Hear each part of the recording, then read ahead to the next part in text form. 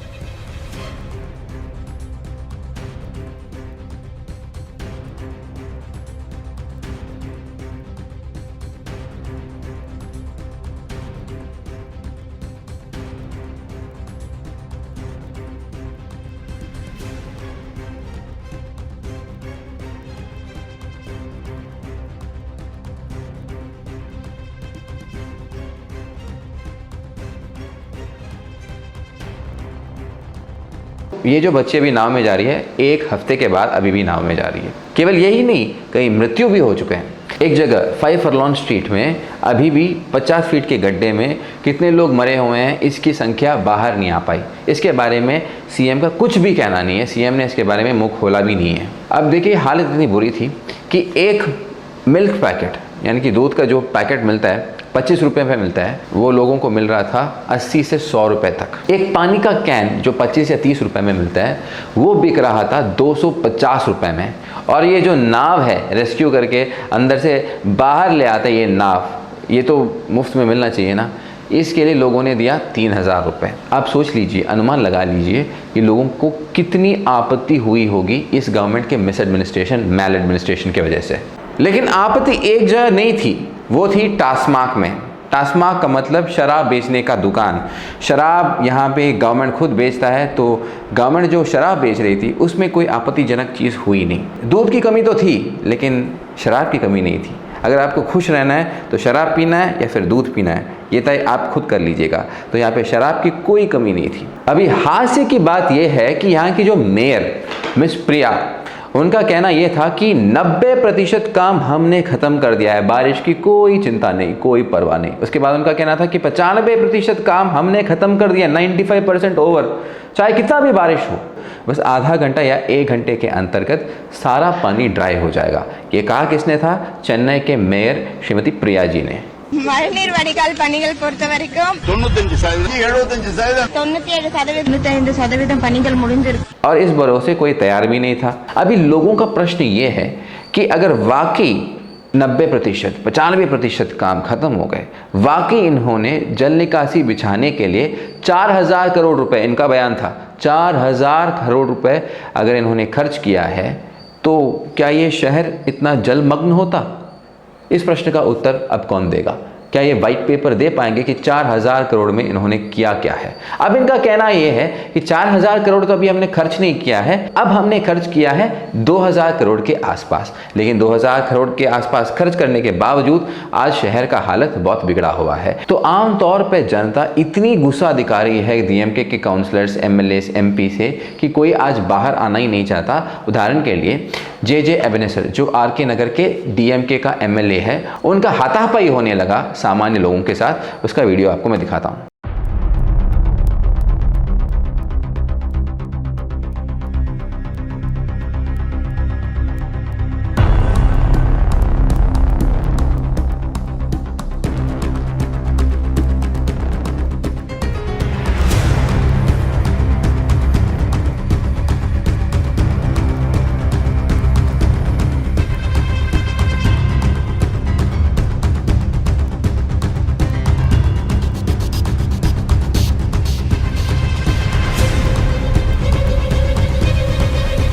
यही नहीं, लोग बहुत क्रोधित हैं ये डीएमके सरकार के साथ, इतना कि लोग उन पर थूकने लगे। निवारण सामग्री जो भी ये देने लगे, उनको बीच रास्ते में इन्होंने थोड़ा फोड़ा, क्योंकि इतने गुस्से में हैं लोग डीएमके सरकार के साथ। महिलाओं की बात तो और ही और। अब देखिए, मैं आपको कुछ वीडियोस दिखाता हूं जिसमें आपको समझ में आएगा कि किस हद तक लोग इस डीएमके सरकार, सनातन विरोधी डीएमके सरकार के साथ गुस्से में हैं।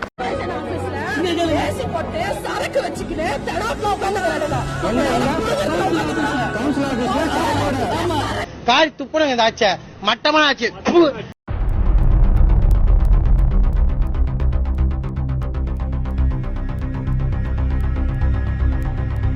अब देखिए, निवारण की बात करते हैं। स्टेट गवर्नमेंट, राज्य सरकार अभी भयभीत हो उठी है, इसलिए उन्होंने ये कहा है कि प्रत्येक बाढ़ से प्रभावित परिवार को ये मुआवजे के तौर पर 6000 रुपये देंगे। 6000 रुपये। अभी श्री अन्नामलई जो भाजपा के स्टेट प्रेसिडेंट हैं, स्टेट के अध्यक्ष हैं, उनका प्रश्न ये है कि 6000 रख के लोग करेंगे क्या। इसमें 6000 में 5400 रुपये तो सेंट्रल गवर्नमेंट यानी कि मध्य सरकार दे रही है। आपकी भूमिका क्या है इस मुआवजे में? 6000 रुपये में स्टेट गवर्नमेंट अपने खाते से लेके कितना लोगों को दे रही है, यही है प्रश्न अब। और साथ ही साथ भाजपा ने यह भी डिमांड रखा है कि 6000 के जगह 10,000 रुपये दिया जाए प्रत्येक परिवार को। लेकिन क्या वाकई डीएमके सरकार ये कर पाएगी? अब देखिए, प्रश्न ये है कि 6000 रुपये जिनका गारंटी अभी स्टालिन जी ने दिया है, उसमें भी बहुत सारे प्रश्न उठने लगे हैं। जैसे मोदी जी ने स्कीम बनाया है डायरेक्ट बेनिफिट ट्रांसफ़र, यानी कि जिस आदमी के खाते में जाना है बैंक के खाते में उसी में जाएगा, कोई बीच में आदमी नहीं रहेगा, कोई इंटरमीडिएरी नहीं रहेगा, कोई थर्ड मैन नहीं रहेगा। लेकिन डीएमके का कहना है कि ये कैश में इसको डिस्ट्रीब्यूट करेंगे, कैश में सबको इसको बांटेंगे। क्यों? पैसे में देने के लिए डीएमके आतुर है। यही है सबसे पहला प्रश्न। दूसरा प्रश्न ये है कि इसका बेनिफिशियरीज कौन रहेगा, कितने लोगों को ये मिल पाएगा। ये सारे प्रश्न अब लोग डीएमके सरकार को पूछने लगे हैं। चुनाव घोषणा पत्र यानी कि 2021 इलेक्शन मैनिफेस्टो में इन्होंने जो भी वादा किया था, उसमें 10% यानी कि 10% भी इन्होंने निभाया नहीं है अभी तक। तो इसलिए हर कोई आज डीएमके को प्रश्न करने लगा है। वीडियो के अंत में बस हम एक चीज़ कहना चाहते हैं, डीएमके का एक सोच है, 60 साल हमने यहाँ पे राज्य कर लिया है, मीडिया हमारे हाथ में है, सच्चाई कभी तमिलनाडु छोड़ के बाहर जाएगी नहीं। लेकिन आज का ज़माना सोशल मीडिया का ज़माना है। हर कोई आदमी जो सच जानता है, जिसको डर नहीं है, वो आज आके सच लोगों के सामने प्रस्तुत कर सकता है। आपने तो सीएम का स्टेटमेंट सुना होगा, इतनी घटना घट चुकी हैं, फिर भी उनका कहना ये है कि यहाँ पे सब ठीक है, हमने जो तैयारी करनी थी की और इस वजह से यहाँ पे कोई दुर्घटना नहीं घटी। जब एक सीएम गंभीर परिस्थिति को स्वीकार करने को तैयार नहीं है, अंग्रेजी में बोलते हैं शव इट अंडर द कारपेट, सब ठीक है, ऐसा एक बिंब प्रस्तुत करने की कोशिश करते हैं। सबसे बड़ा प्रॉब्लम यही है। तो शीघ्र ही लोगों का जो क्रोध है वो वोट में बदल के 2024 में इनको एक सबक सिखाएगा, डीएमके गवर्नमेंट को एक सबक सिखाएगा। इस बात में हमें कोई दो राय नहीं है। जुड़े रहने के लिए धन्यवाद। ऐसे ही अन्य कई वीडियोओं के साथ आपको मिलूँगा। धन्यवाद, वणक्कम, जय हिंद।